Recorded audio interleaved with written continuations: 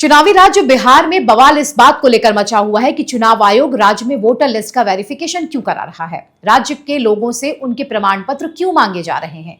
इसे लेकर पटना से दिल्ली तक विपक्षी दलों की बैठक हो रही है। जाहिर है विपक्षी दलों का विरोध करना समझ में आता है, लेकिन ऑपोजिशन के साथ ही गिद्ध की तरह बिहार की तरफ नजरें गड़ाए बैठा टूल किट गैंग ने भी अपना प्रोपोगेंडा स्टार्ट कर दिया है। वैसे एजेंडाधारियों के प्रोपोगेंडा की बात की जाए उससे पहले आपको ये जानकारी दे दें कि एडीआर ने चुनाव आयोग के बिहार मतदाता संशोधन आदेश के खिलाफ सुप्रीम कोर्ट का रुख किया है।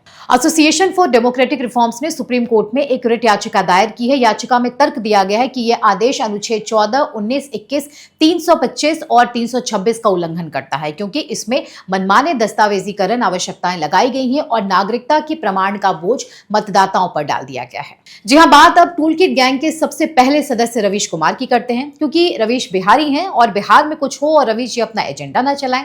ट्विटर पर ज्ञान देने वाले और हर मुद्दे पर मोदी सरकार से सवाल पूछने वाले रवीश कुमार ने बिहार वोटर लिस्ट के मुद्दे को लेकर न सिर्फ चुनाव आयोग की इस कार्रवाई पर सवाल उठाया है, बल्कि पत्रकारों को इस मामले में कैसी पत्रकारिता करनी चाहिए उसका भी ज्ञान दिया है। रवीश कुमार ने अपने ट्वीट में जिन शब्दों, खासकर बहुएं, मायका, गांव देहात जैसे शब्दों का इस्तेमाल किया, उसे देखकर साफ कहा जा सकता है कि उनका काम ग्रामीण इलाकों में रहने वाले परिवारों को मिसलीड करना है। इतना ही नहीं, जिस नेपाल का जिक्र रवीश जी यहाँ कर रहे हैं, वहां से कई वर्षों से बिहार के लोगों का आना जाना होता रहा है, शादी विवाह होते हैं। तो क्या नेपाल की जिन लड़कियों की शादी हुई है उनके पास कोई डॉक्यूमेंट्स अब तक नहीं होगा?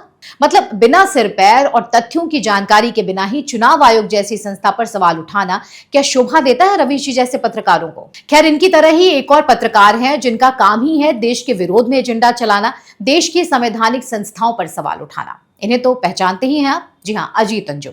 ये तो रवीश कुमार से भी 4 कदम आगे निकलते हुए अपने यूट्यूब चैनल पर बिहार में वोटर लिस्ट के वेरिफिकेशन के मुद्दे पर 4 वीडियोस भी बना चुके हैं। बिहार में विपक्ष के लाखों वोट काटने का खेल, चुनाव आयोग के एसआईआर पर खुलासा। वैसे तथाकथित पत्रकार होने और बिहारी होने के नाते रवीश कुमार और अजीत अंजुम अपना एजेंडा चलाएंगे ही, लेकिन बिहार वोटर लिस्ट मामले में लॉयर और एक्टिविस्ट प्रशांत भूषण भी कूद पड़े हैं। प्रशांत भूषण चुनाव आयोग की इस कार्रवाई पर कहते हैं, इसमें कोई संदेह नहीं है कि बिहार की चुनावी सूची की समीक्षा के बहाने चुनाव से ठीक पहले भाजपा सरकार हार की आशंका से अपने चाटुकार चुनाव आयोग का उपयोग करके लाखों अल्पसंख्यक और अन्य विरोधी मतदाताओं को मतदाता सूची से हटाने की कोशिश कर रही है। वैसे आंदोलनजीवी योगेंद्र यादव तो पटना तक पहुंच गए हैं चुनाव आयोग की इस कार्रवाई के खिलाफ।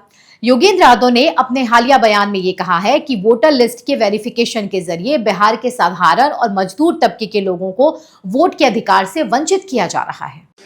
बिहार में जो वोटर लिस्ट की गहन परीक्षण की जो प्रक्रिया शुरू हुई है, जिसका मतलब है कि पुरानी वोटर लिस्ट को खारिज करके बिल्कुल नए सिरे से वोटर लिस्ट बनाने का जो सिलसिला चला है, उसके बारे में यहाँ दिल्ली में तमाम पॉलिटिकल पार्टीज के, सिविल सोसाइटी के, इंटेलेक्चुअल तमाम लोग इकट्ठे हुए और सबकी एक राय थी कि ये वोटर लिस्ट में संशोधन का मामला नहीं है, ये इस देश के साधारण लोगों को, गरीब को, मजदूर को वोट के अधिकार से वंचित करने का खेल है।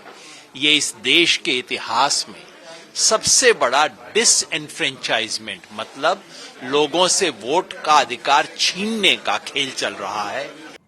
वैसे योगेंद्र यादव के बयान में कुछ भी नया नहीं है। वे शुरुआत से यही कह रहे हैं कि चुनाव आयोग के इस ड्राइव से बिहार में लोकतंत्र को चुपचाप नष्ट करने की तैयारी है। योगेंद्र जी, एक बात बताइए, अगर पुरानी चीजों को प्रॉपर किया जा रहा है, तमाम डॉक्यूमेंट्स वेरीफाई किए जा रहे हैं, तो ये बिहार के लोगों को वोटिंग प्रक्रिया से बाहर करने का काम कैसे हुआ?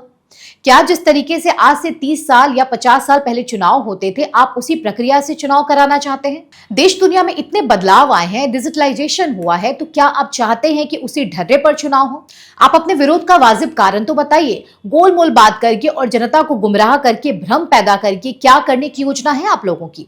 क्योंकि आप तो आजकल इसी मुद्दे को लेकर टीवी चैनलों को इंटरव्यू दे रहे हैं, प्रेस कॉन्फ्रेंस कर रहे हैं, जबकि चुनाव आयोग के इस ड्राइव का उद्देश्य है कि सभी पात्र लोगों को वोटर लिस्ट में शामिल करना और अयोग्य नामों को हटाया जाना। इसके तहत 2003 के मतदाता सूची में जो लोग शामिल नहीं थे उन्हें अपनी पात्रता साबित करने के लिए फिर से डॉक्यूमेंट्स उपलब्ध कराने होंगे।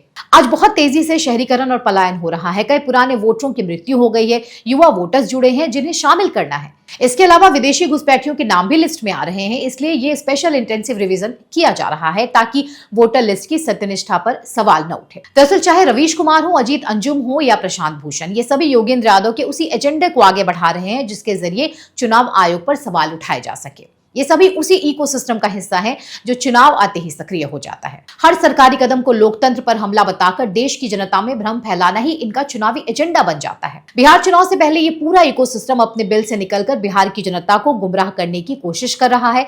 उनके मन में एक डर, एक संदेह पैदा की जा रही है। फिलहाल टूलकिट गैंग के इस एजेंडे को लेकर आपकी क्या राय है, हमें कमेंट सेक्शन में जरूर बताएं। इसके अलावा अगर आपने हमारा यूट्यूब चैनल सब्सक्राइब नहीं किया है तो जरूर करें। धन्यवाद।